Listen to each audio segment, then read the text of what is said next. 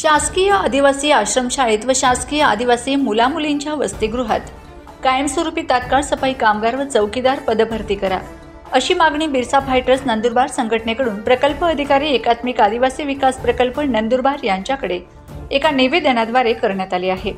यावेळी बिरसा फायटर्सचे राष्ट्रीय अध्यक्ष सुशील कुमार पावरा, राज्याध्यक्ष गोपाल भंडारी, वनसिंग पटले, जयराम पटले, जयसिंग वसावे, दिनेश वळवी, नारसिंग वसावे, भोंडा पटले, मोत्या पाडवी, हाना पटले, राजा मोरे, आट्या तडवी, वसंत भील, पिंट्या वळवी, किसन रहासे, किसन वळवी, वसंत भील, आकाश तडवी, ननू भंडारी आदी 20 ते 25 पेक्षा अधिक कार्यकर्ते उपस्थित होते।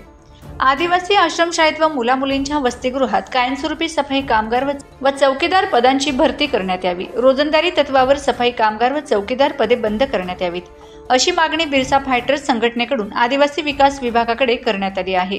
माझा खानदेश न्यूज ब्युरो, शिरपूर। आदिवासी आश्रमशाळेत व शासकीय मुला-मुलींचे वसतिगृहामध्ये कायमस्वरूपी सफाई कामगार व चौकीदार पदभरती करा, या मागणीचं निवेदन आज आम्ही आमच्या बिरसा फायटर नंदुरबार संघटनेतर्फे माननीय प्रकल्प अधिकारी नंदुरबार यांना दिलेलं आहे।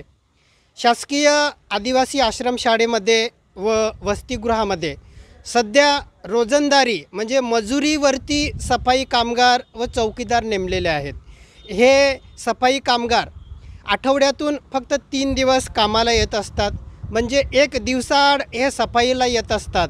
त्यामुळे आमच्या असं निदर्शनात आलं की या आश्रमशाळांमध्ये व वसतिगृहांमध्ये अस्वच्छता पसरलेली आहे।